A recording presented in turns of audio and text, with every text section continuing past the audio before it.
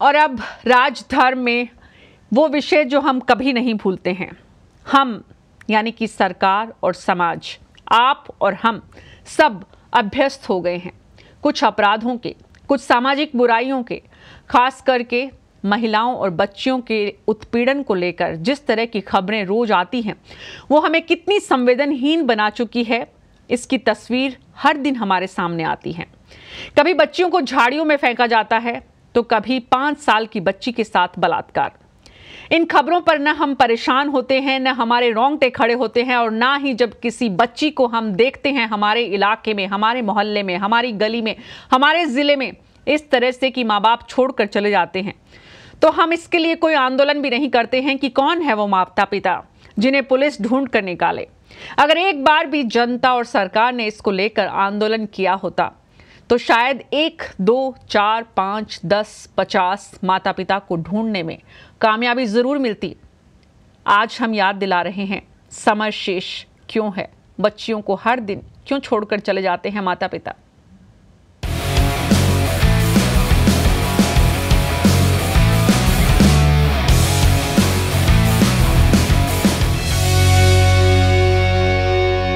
सांस तो खोल खोल गांठ खोलिए, मरने खातिर बंद देंगे, सांस रुक जाएंगे, मारने की कोशिश करेंगे।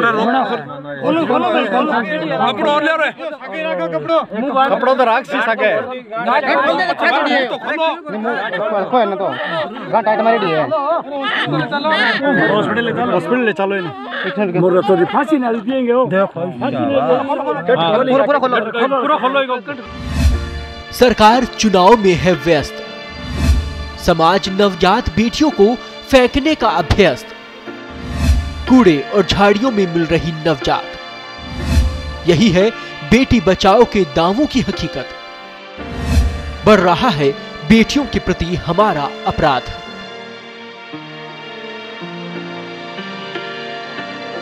ये तस्वीर उस बेटी की है जो रविवार को पैदा हुई और उसी दिन माँ बाप ने ही उसे छोड़ दिया। अजमेर के केकड़ी में सरकारी अस्पताल में माँ बाप को जब पता चला कि उनके घर में दूसरी भी बेटी हो गई, वो बेटी को वहीं छोड़ अस्पताल से फरार हो गए। पैदा हुए कुछ घंटे भी ना बीते थे कि इसके परिवार वाले गायब हो गए थे। पहले तो माँ ने पहला दूध इस बच्ची को पिलाया, फिर आईडी प्रूफ लाने की बात कहते हुए अस्पताल से निकल गए। काफी देर बाद भी परिजन जब नहीं लौटे तो डॉक्टर ने बच्ची की देखभाल की। फिलहाल बच्ची नॉर्मल है। पुलिस सीसीटीवी के जरिए माँ बाप को तलाशने में जुटी है और नन्ही जान शिशु गृह में अपनी माँ की बाट जोड़ रही है।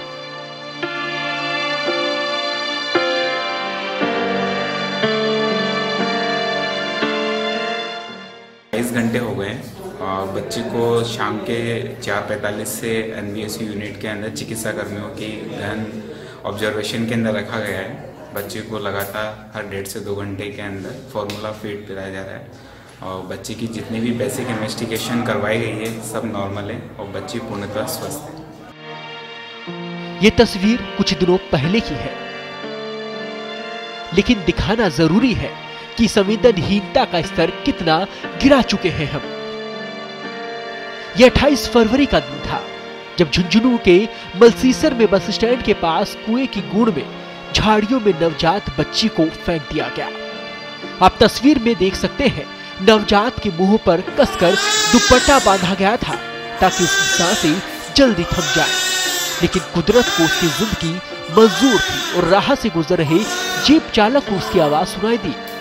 झाड़ियों में बच्ची मिलने के बाद पुलिस को सूचना दी गई।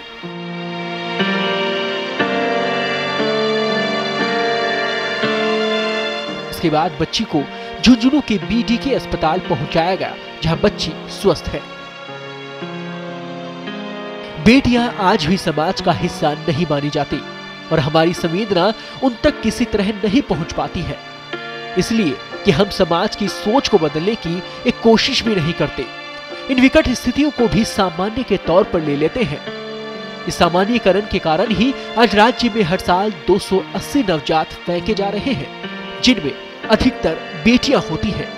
एक महीने के भीतर की बात करें तो 24 फरवरी को सीकर के लक्ष्मणगढ़ ब्लॉक के पीपली और आंतरोली के गांव के बीच सड़क किनारे झाड़ियों में नवजात मिली थी। 4 मार्च कोटा में मां नवजात बेटी को पॉलीथीन में लपेटकर मंदिर के बाहर झाड़ियों में छोड़ गई और बच्ची मर गई। वहीं 8 मार्च को बीकानेर की पीबीएम अस्पताल के पीछे नाले में नवजात बच्ची मिली थी, जिसे श्वान नोच रहे थे। वह भी नहीं बच पाई, क्योंकि हमारे भीतर, समाज के भीतर संवेदनाएं नहीं बची हैं। संवेदनहीनता भी अब हमारे सामान्य व्यवहार का हिस्सा है।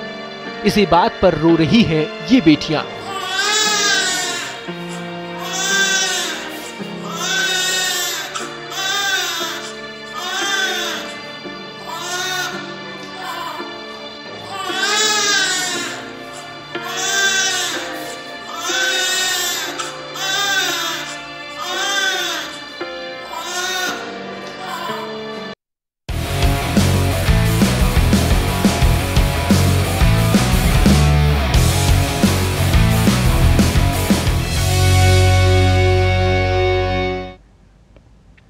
अगर इन तस्वीरों को देखने के बाद आपके जहन में ये सवाल उठता है कि ऐसे बेरहम माता पिता कौन है, तो अपने आसपास ऐसी खबर जब सुने तो ज़रूर एक बार बाहर निकलें और पूछें पुलिस से, पूछें डॉक्टर से कि कितनी कोशिश की इस बच्ची के माँ बाप को ढूंढने की, कितनी कोशिश हुई उन ऐसे बेरहम लोगों तक पहुँचने की। सवाल आपके लिए है, क्योंकि जवाब भी आपको देना है।